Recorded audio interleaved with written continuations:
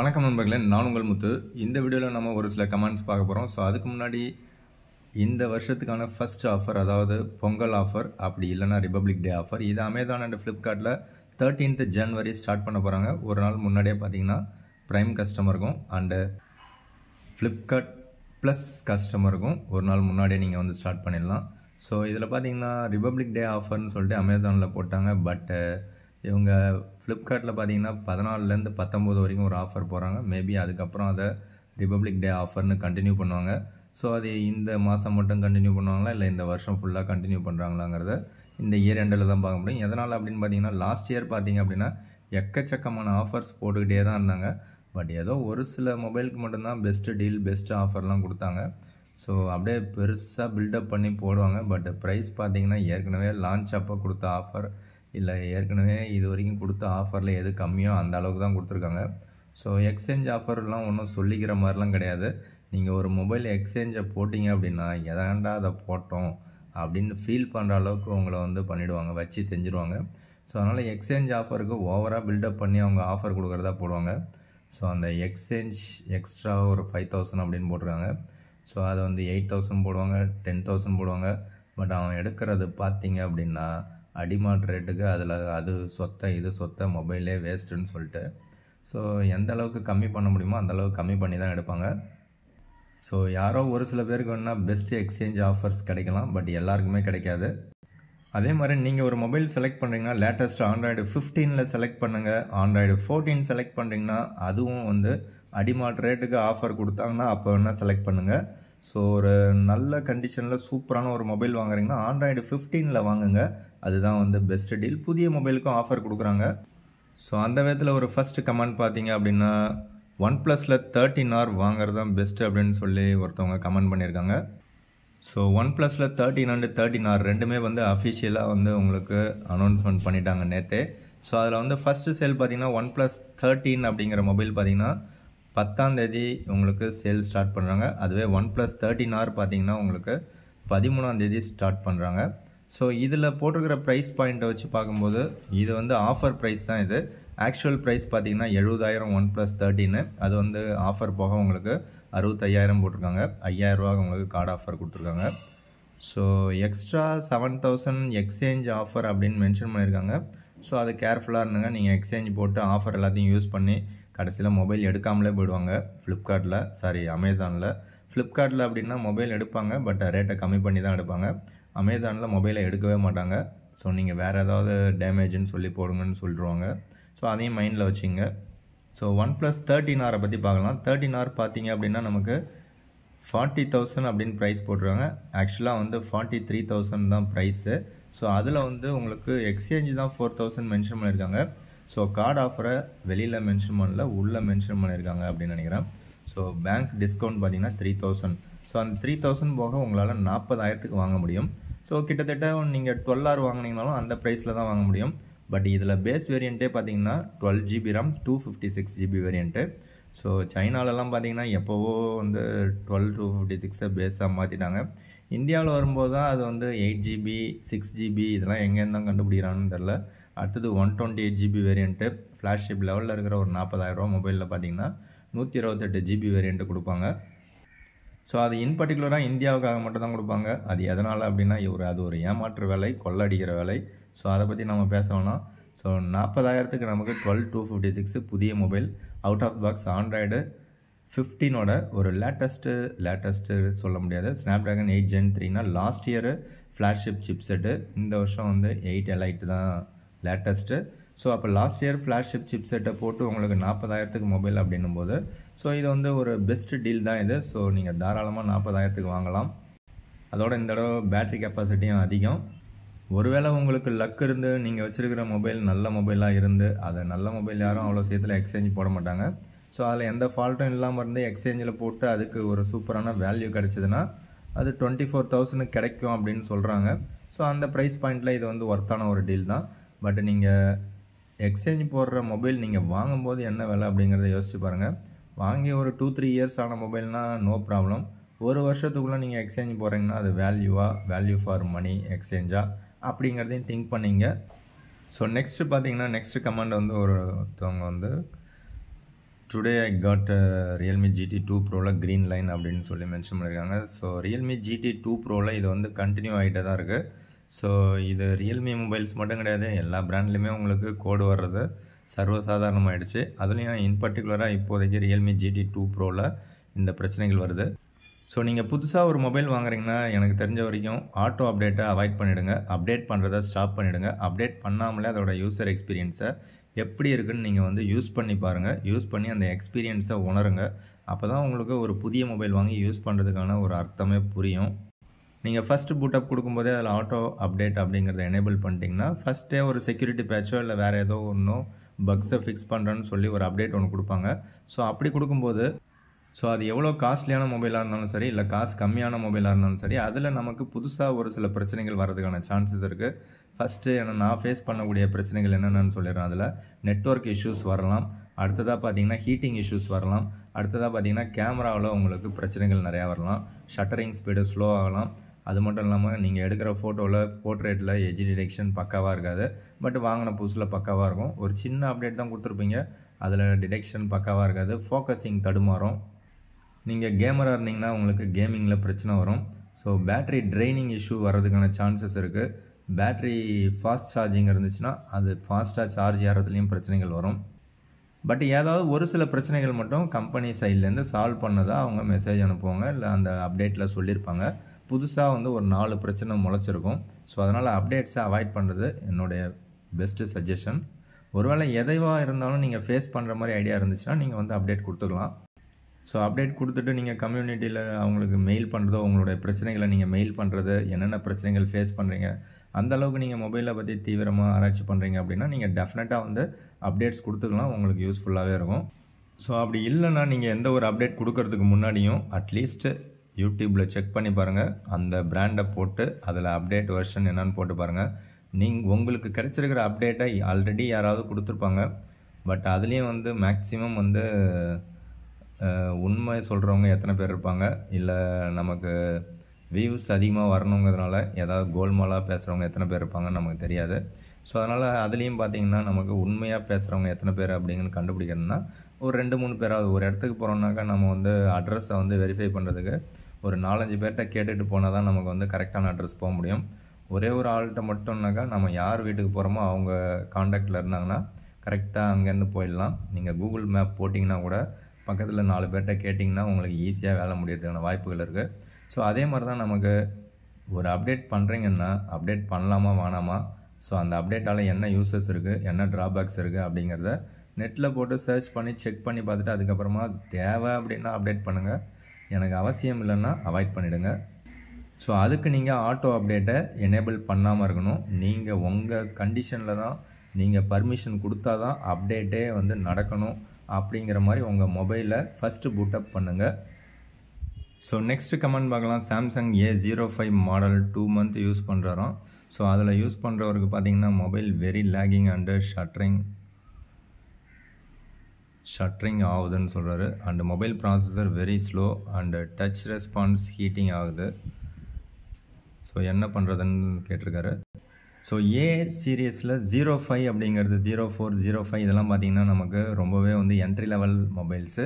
அதுலேயும் பர்டிகுலராக ஏ சீரியஸ் அப்படிங்கிறது நமக்கு எங்கே கிடைக்கும்னு பார்த்திங்கன்னா கடையில் கிடைக்கும், அதாவது ஷோரூம்ஸில் கிடைக்கும். ஸோ அது வந்து ஏ சீரியஸாக இருக்கும். ஃப்ளிப்கார்ட்டில் ஒரு மொபைல் வாங்குறீங்கன்னா அது வந்து எஃப் சீரியஸாக இருக்கும்.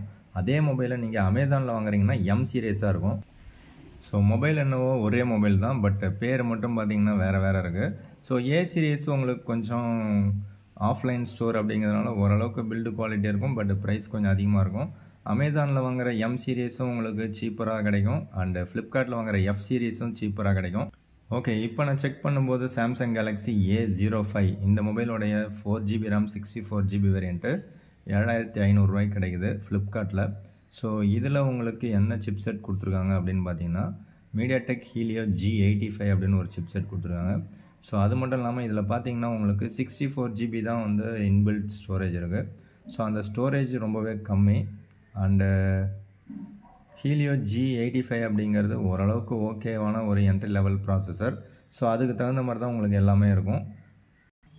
மேபி நீங்கள் என்ன செய்யலாம் அப்படின்னு பார்த்தீங்கன்னா ஒரு தடவை உங்கள் மொபைலில் பேக்கப் எடுத்துகிட்டு உங்கள் மொபைலை வந்து ஃபார்மட் பண்ணிவிட்டு திரும்ப ஃப்ரெஷ்ஷராக நீங்கள் பூட்டப் பண்ணிங்கனாக்கா அதில் உங்களுக்கு என்னென்ன தேவையோ அந்த ஆப்ஸ் மட்டும் இன்ஸ்டால் பண்ணி வச்சிங்க. மேபி உங்களுக்கு வந்து அந்த லேகிங் இஷ்யூ கம்மியாகிறதுக்கான சான்சஸ் நிறையாவே இருக்குது. ஸோ எனக்கு தெரிஞ்சு நீங்கள் உங்கள் மொபைலில் ஒரு தடவை ஃபார்மேட் பண்ணிவிடுங்க, அதுக்கு முன்னாடி பேக்கப் எடுத்துங்க. ஸோ அதுதான் வந்து என்னுடைய solution. But entry level mobiles எல்லாமே பார்த்தீங்கன்னா நீங்கள் ஹெவி டாஸ்க்லாம் பண்ண முடியாது, ஸ்லோவாக தான் இருக்கும். ப்ராசஸரும் ஸ்லோவாக தான் இருக்கும். ஸோ அதுக்கு தகுந்த மாதிரி தான் உங்களுக்கு சாஃப்ட்வேரும் ஆப்டிமைசேஷன் இருக்கும், அதுக்கு தகுந்த மாதிரி தான் கேமராவும் இருக்கும், கேமிங்கும் இருக்கும், எல்லாமே அதுக்கு தகுந்த மாதிரி தான் இருக்கும். ஸோ அந்த என்ட்ரி லெவலில் நீங்கள் என்ன எதிர்பார்க்கலாம்னா ஓரளவுக்கு பேசிக்காக கால்ஸ் அட்டன் பண்ணிக்கலாம், எப்போயாவது நீங்கள் யூடியூப் பார்த்துக்கலாம். ஸோ அதை தவிர நீங்கள் அதிகமாக நீங்கள் யூஸ் பண்ண முடியாது. வாட்ஸ்அப்பை நீங்கள் கண்டினியூஸாக யூஸ் பண்ணாலே அதுவே வந்து உங்களுக்கு ஹேங் ஆகிறதுக்கான சான்சஸ் நிறையவே நீங்கள் ஃபேஸ் பண்ணுவீங்க. ஸோ ஃபேஸ்புக்கெலாம் போனீங்கன்னா டோட்டலாகவே ஹேங் ஆகும். ஸோ அதனால தான் நான் வந்து 10,000க்கு கம்மியாக இல்லை 12,000க்கு கம்மியாலாம் நீங்கள் வந்து கேமிங்காக மொபைல் வாங்கவே வாங்காதீங்க அப்படின்னு சொல்லுவோம். அட்லீஸ்ட் ஒரு 15,000 செக்மெண்ட்லேருந்து நீங்கள் வாங்க ஆரம்பிச்சிங்கன்னா கேம் ப்ளே பண்ணுறதுக்கு ஓகேவாக இருக்கும். ஸோ நெக்ஸ்ட்டு பார்த்தீங்கன்னா ரெட்மி 13C 4G வாங்கலாமா அப்படின்னு ஒரு நண்பர் கேட்டிருக்காரு. ஸோ இந்த மொபைல் தயவு செய்து வாங்காதீங்க அப்படிங்கிறது தான் என்னுடைய கருத்து. அதுக்கு முதல் பெஸ்ட்டு சாய்ஸ் வேறு என்னன்னு சொல்கிறேன். ஸோ கேம் ப்ளே பண்ணலாமா சொல்லுங்கள். இந்த ப்ரைஸ் செக்மெண்ட்டில் கேம் ப்ளே பண்ணலாம், பட் கேமிங் எக்ஸ்பீரியன்ஸ் நீங்கள் எந்த அளவுக்கு உணர்வீங்கிறது எனக்கு தெரியல. அண்டு பப்ஜிலாம் விளையாட முடியுமா அப்படின்னு தெரில. ஓகே, இருந்தாலும் கேம் ப்ளே பண்ணுற மாதிரி ஒரு 11,000க்குள்ளே ஒரு மொபைல் கேட்டிருக்கீங்க. ஸோ 11,000க்குள்ளனா IQ Z9X அப்படிங்கிற 5G மொபைலை செலக்ட் பண்ணலாம். இதில் இருக்கக்கூடிய Qualcomm Snapdragon 6 Gen 1 அப்படிங்கிற சிப்செட்டு உங்களுக்கு ஓரளவுக்கு கேம் ப்ளே பண்ணுறதுக்கு ஓகேவாக இருக்கும். இது வந்து உங்களுக்கு ஆஃபரில் 10,500 ஜனவரி 1 அன்றைக்கி என்னுடைய நண்பர் ஒருத்தர் புக் பண்ணியிருக்காரு. ஆக்சுவலாக அவர் வந்து இந்த மொபைல் தான் சொன்னார், இந்த மொபைல் வாங்காதீங்க அப்படின்னு சொல்லிட்டான். IQ Z9 லைட்டு இல்லை 8,000க்கு தான் அவர் மொபைல் கேட்டார். அவரை 10,000க்கு கன்வின்ஸ் பண்ணி கொண்டு வந்து இந்த லைட் மொபைல் தான் நான் வாங்க போகிறேன்னாரு. இந்த மொபைல் வாங்காதீங்கன்னு சொல்லிட்டான். அதுக்கு பதில் IQ Z9X தான் வாங்க சொன்னால் இது இப்போ அந்த மொபைல் வந்துடுச்சு அவர் கைக்கு. ஸோ இது வந்து உங்களுக்கு 10,500க்கு கிடைக்கிறதுக்கான வாய்ப்புகள் இருக்குது. இப்போ திரும்ப ஆஃபரில் இன்றைக்கி வாங்கினீங்கன்னா 11,000 ப்ரைஸ் இருக்குது. ஆக்சுவலாக வந்து 4GB RAM 128GB variant price பார்த்தீங்க அப்படின்னா நமக்கு 12,000 இருக்குது. ஸோ ஆஃபர் டைமில் இது வந்து 11,500 மாறுறதுக்கான வாய்ப்புகள் இருக்குது. இல்லை மேபி 11,000 வரதுக்கான வாய்ப்புகளும் இருக்குது. அந்த டைமில் உங்களுக்கு கார்டு ஆஃபரோ இல்லை கூப்பன் ஆஃபரோ கொடுத்தாங்க அப்படின்னா டெஃபினட்டாக நீங்கள் 10,000 இல்லை 10,500க்கு இந்த மொபைல் தாராளமாக பர்ச்சேஸ் பண்ணலாம். ஸோ அந்த ப்ரைஸுக்கு இதில் உங்களுக்கு என்னெல்லாம் கிடைக்கும் அப்படின்னு பார்த்தீங்கன்னா ஒரு ஃபுல் HD ப்ளஸில் ஒரு சூப்பரான ஒரு டிஸ்பிளே கிடச்சிரும், டியூல் ஸ்டீரியோ ஸ்பீக்கர் சப்போர்ட் கிடச்சிரும், out of the box Android 14 and FunTouch OS 14 கிடச்சிரும், 2 இயர்ஸ்க்கான சாஃப்ட்வேர் அப்டேட்டும் உங்களுக்கு கொடுத்துருக்காங்க. ஸோ ஓரளவுக்கு இல்லை இந்த செக்மெண்ட்டில் இது வந்து பெஸ்ட் டீல் அப்படின்னு சொல்லுவோம் ஒரு 10,000 செக்மெண்ட்டில். ஸோ யூசர் ரிவ்யூவும் பார்த்திங்கன்னா ஓரளவுக்கு நல்லா தரமாகவே கொடுத்துருக்காங்க. ஸோ எனக்கு தெரிஞ்சு நீங்கள் யாராவது 10,000 12,000க்குள்ளே கேமிங் மொபைல் எதிர்பார்க்குறீங்க அப்படின்னா டெஃபினட்டாக இந்த பர்டிகுலர் மொபைலில் செலக்ட் பண்ணலாம். ஸோ அந்த மொபைல் அமேசானில் மட்டும்தான் கிடைக்கும், IQ Z9X அப்படிங்கிற 5G மொபைல். இது உங்களுக்கு IPS LCD பேனல் அப்படிங்கிறதுனால சைட் மவுண்டட் ஃபிங்கர் பிரிண்ட் தான் கிடைக்கும். ஒருவேளை நீங்கள் 12,000 விட அதிகமாக 13,000 மொபைல் வாங்குறீங்க அப்படின்னா இல்லை ஒரு 15,000 வாங்குறீங்கன்னா உங்களுக்கு Realme Narzo 70 Turbo. ஸோ இந்த மொபைலை நீங்கள் செலக்ட் பண்ணலாம். இந்த மொபைல் பார்த்தீங்கன்னா கேமிங்க்கு ஓரளவுக்கு ஒரு சூப்பரான டிவைஸாக இருக்குது. இதில் உங்களுக்கு இன்டிஸ்பிளே ஃபிங்கர் பிரிண்ட் ஸ்கேனரும் கிடச்சிரும். இதில் இருக்கக்கூடிய ப்ராசஸர் பார்த்தீங்கன்னா MediaTek Dimensity 7300 எனர்ஜி அப்படிங்கிற சிப்செட் யூஸ் பண்ணியிருக்காங்க. ஸோ போக்கோ X7 வாங்கலாமான்னு ஒரு நண்பர் கேட்டிருக்காரு. எனக்கு தெரிஞ்சு கிட்டத்தட்ட இந்த ப்ரைஸில் தான் வந்து உங்களுக்கு போக்கோ X6 ப்ரோவும் கிடைக்கும். ஸோ இந்த மொபைல் வாங்குறதுக்கு பதில் நீங்கள் வந்து போக்கோ X6 ப்ரோ வாங்குறது பெஸ்ட் டீல். ரெட்மியில் Note 14 ப்ரோ அப்படிங்கிற மொபைல் எப்படி இருக்கோ அப்படியே தான் HSL டிட்டோ, அதையே வந்து ரீபிராண்ட்லாம் இல்லை, கலர் மட்டும் கொஞ்சம் மாற்றி போக்கோங்கிற பேரில் போக்கோ X7 லான்ச் பண்ணுறாங்க. போக்கோ X7 ப்ரோ பார்த்தீங்கன்னா உங்களுக்கு லேட்டஸ்ட் Android 15 அண்டு HyperOS 2ல் ரன் ஆகிற மாதிரி கொடுப்பாங்க. பட் போக்கோ X7 பார்த்தீங்கன்னா இந்த ரெட்மியில் ஆல்ரெடி லான்ச் பண்ண Note 14 ப்ரோ எப்படி இருக்கோ HSL அதே தான் சொல்லிட்டேன். ஸோ அதில் இருக்கிற மாதிரியே உங்களுக்கு ப்ரைஸ் செக்மெண்ட்டை தான் லான்ச் பண்ணுறதுக்கான வாய்ப்புகள் இருக்குது. கிட்டத்தட்ட அதே கேமரா செட்டப் தான், ஸோ அதே மாதிரியான ஒரு கர்வ்டு டிஸ்பிளே தான்.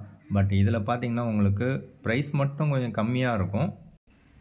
ஸோ எப்படி பார்த்தாலும் உங்கள் ப்ரைஸ் பார்த்தீங்கன்னா உங்களுக்கு போக்கோ X7ங்கிறது ரெட்மி Note 14 ப்ரோவோட உங்களுக்கு கம்மியான ப்ரைஸில் தான் வரதுக்கான சான்சஸ் இருக்குது. ஸோ இன்றைக்கி நைட்டு உங்களுக்கு ப்ரைஸ் தெரிஞ்சிடும். ஸோ அப்படி பார்க்கும்போது இந்த மொபைலை விட உங்களுக்கு போக்கோ X6 ப்ரோ எதுக்கு பெஸ்ட் அண்ட் பெட்டர் சாய்ஸ் அப்படின்னும் போது பர்ஃபார்மன்ஸ் ஓரியன்டாக அது கொஞ்சம் பெஸ்ட்டாக இருக்கும். பட் நீங்கள் எந்த பர்பஸ்க்காக மொபைல் வாங்குறீங்க அப்படின்னு தெரில. ஸோ இந்த போக்கோ X7ல் உங்களுக்கு நல்ல டிவைஸ் தான், கர்வ்டு டிஸ்பிளே கிடைக்கும். கேமரா வந்து ஓரளவுக்கு தான் ஓகேவாக இருக்கும். ஸோ ரொம்ப சூப்பராலாம் எதிர்பார்க்க முடியாது. ஸோ இதில் இருக்கக்கூடிய ப்ராசஸர் பார்த்திங்கன்னா MediaTek Dimensity 7300 அப்படிங்கிற சிப்செட் தான் யூஸ் பண்ணியிருக்காங்க. ஸோ அது எல்லாத்துலேயும் இவங்க வந்து அல்ட்ரான்னு ஒன்று சேர்த்துக்குவாங்க. ஸோ இந்த பர்டிகுலர் மொபைல் பார்த்திங்கன்னா அவுட் ஆஃப் பாக்ஸ் Android 14ல் தான் ரன் ஆகிற மாதிரி இருக்கும். அண்டு HyperOS 1ல் தான் ரன் ஆகும். ஸோ அதை மட்டும் இவங்க மாற்றி கொடுத்துருந்தாங்கன்னா தாராளமாக இந்த மொபைல் வாங்க சொல்லியிருப்பேன். ஸோ எப்படியும் நீங்கள் நைட்டு தெரிஞ்சிடும், நைட்டு வரைக்கும் வெயிட் பண்ணுங்கள். இல்லை நீங்கள் எந்த மாதிரி ஆஸ்பெக்ட்காக நீங்கள் மொபைல் வாங்குறீங்க அப்படிங்கிறத மென்ஷன் பண்ணுங்கள். ஓகே, எதனால் நான் வந்து Poco X6 Pro best and பெட்டரான சாய்ஸ்ன்னு சொல்கிறேன்னா, இந்த போக்கோ X7லேயும் உங்களுக்கு Android 14 தான் கிடைக்குது. அதே மாதிரி போக்கோவில் X6 Pro அப்படிங்கிற மொபைல்லையும் உங்களுக்கு out of the box Android 14 தான் கிடைக்குது. ஸோ அப்படி பார்க்கும்போது ரெண்டுமே மோரார்லெஸ் ஈக்குவல் தான்.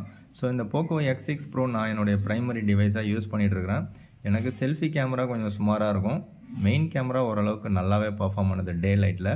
ஸோ கேமரா பார்த்திங்கன்னா ரியர் கேமரா நல்லாயிருக்கு, பட் டீட்டெயில்ஸ் லெவல் நல்லாயிருக்கு. பட் அவங்களுடைய சாஃப்ட்வேர் இன்னும் கொஞ்சம் டெவலப் பண்ணணும் செல்ஃபி கேமராவுக்கு. அண்டு பர்ஃபார்மன்ஸ்ன்னு பார்த்திங்கன்னா உங்களுக்கு இந்த ப்ரைஸ் பாயிண்டில் வேறு எதுலேயுமே கிடையாது. LPDDR5X RAM and UFS 4.0. So அதுக்காகவே இந்த மொபைல் நீங்கள் வாங்கலாம். பட் அப்டேட் கொடுக்காம யூஸ் பண்ணிங்கன்னா நல்லாயிருக்கும். அப்டேட் கொடுத்திங்கன்னா ஒரு அப்டேட்லேயும் சேஞ்சஸ் இருக்கும். ஸோ MediaTek Dimensity 8300 Ultra அப்படிங்கிற சிப்செட் யூஸ் பண்ணியிருக்காங்க. ஸோ கேமிங்க்கு பர்ஃபார்மன்ஸ் நல்லாயிருக்கும். அண்டு டிஸ்பிளே குவாலிட்டியும் ரொம்பவே சூப்பராக இருக்குது.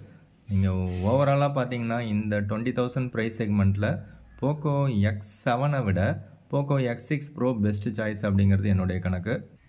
ஸோ நெக்ஸ்ட்டு கமெண்ட் பார்த்தீங்க அப்படின்னா, ஃபாஸ்ட் சார்ஜிங் அதிகமாக இருக்கணும் அண்டு 13K பட்ஜெட்டில் ஒரு மொபைல். ஃபாஸ்ட் சார்ஜிங்னால் எல்லாமே வந்து 45 வாட் சார்ஜர் தான் உங்களுக்கு இந்த செக்மெண்ட்டில் கிடைக்கும். 67 வாட் சார்ஜரை எதிர்பார்க்குறீங்க அப்படின்னா போக்கோவில் X6 மொபைல் மட்டும்தான் இருக்குது. ஸோ இப்போதைக்கு சேலில் வேறு எந்த மொபைலும் எனக்கு தெரிஞ்சு இல்லை, எல்லாமே சோல்ட் அவுட் ஆகிடுச்சு. ஸோ அதனால் உங்களுக்கு 13K பட்ஜெட்டில் அப்படின்னு பார்த்தீங்கன்னா நிறையா டிவைசஸ் கிடையாது. அதுலேயும் பர்டிகுலராக நீங்கள் வந்து கேமிங் நல்லா ப்ளே பண்ணுற மாதிரி கேட்டிருக்கீங்க. ஸோ உங்களுக்கு 15,000 செக்மெண்ட்டில் ஒரு மொபைல் பார்த்தீங்கன்னா Realme Narzo 70 Turbo அப்படிங்கிறது கேமிங் நல்லா ப்ளே பண்ணுறதுக்கு ஒரு சூப்பரான டிவைஸாக இருக்கும். ஸோ இந்த Realme Narzo 70 Turbo உங்களுக்கு அமேசான் எக்ஸ்க்ளூசிவாக இருக்கும். ஸோ இதில் இருக்கக்கூடிய சிப்செட் பார்த்தீங்கன்னா MediaTek Dimensity 7300 Energy. ஸோ இது வந்து ஓரளவுக்கு உங்களுக்கு கேம் ப்ளே பண்ணுறதுக்கு ஏற்ற மாதிரி டிசைன் பண்ணியிருக்காங்க இந்த மொபைலில். ஸோ அதனால் இந்த மொபைல் ஓரளவுக்கு ஓகேவாக இருக்கும். அதுவும் 15,000 6GB RAM 128GB variant. Maybe offer டைமில் உங்களுக்கு ப்ரைஸ் ட்ராப் ஆகிறதுக்கான சான்சஸ் இருக்குது. ஸோ செக் பண்ணிகிட்டே இருங்க. நெக்ஸ்ட்டு ஃப்ளிப்கார்ட்டில் பார்த்தீங்கன்னா Realme P1 அப்படிங்கிற 5G மொபைல். ஸோ இந்த மொபைல் பார்த்தீங்கன்னா இதுவும் இன்டிஸ்பிளே ஃபிங்கர் பிரிண்ட்டோட உங்களுக்கு 6GB RAM 128GB வேரியண்ட்டு இப்போவே உங்களுக்கு 13,000 கிடைக்கலாம். ஸோ 15 ரூபா ப்ரைஸ் இருக்குது. ஸோ அதில் வந்து உங்களுக்கு கார்டு ஆஃபர்லாம் நீங்கள் யூஸ் பண்ணீங்க அப்படின்னா டெஃபினட்டாக உங்களுக்கு வந்து 13,000. ஸோ 2,000 டிஸ்கவுண்ட் கொடுப்பாங்க, இல்லை 1,000 ருபீஸ் கொடுப்பாங்க. இப்போ 2,000 இருக்குது. ஸோ இப்போ 13,000க்கு வாங்கலாம் நீங்கள். ஸோ 13,000க்கு Realme P1 5G மொபைல் உங்களுக்கு பெஸ்ட் டீலாக இருக்கும். ஒரு நல்ல டிஸ்பிளே, இன்டிஸ்பிளே ஃபிங்கர் பிரிண்ட் ஸ்கேனரோட. அது மட்டும் இல்லாமல் MediaTek Dimensity 7050 அப்படிங்கிற சிப்செட் யூஸ் பண்ணியிருப்பாங்க. இது ஓரளவுக்கு உங்களுக்கு கேம் ப்ளே பண்ணுறதுக்கு பர்ஃபார்மன்ஸ் வைஸ் ஓகேவாக இருக்கும்.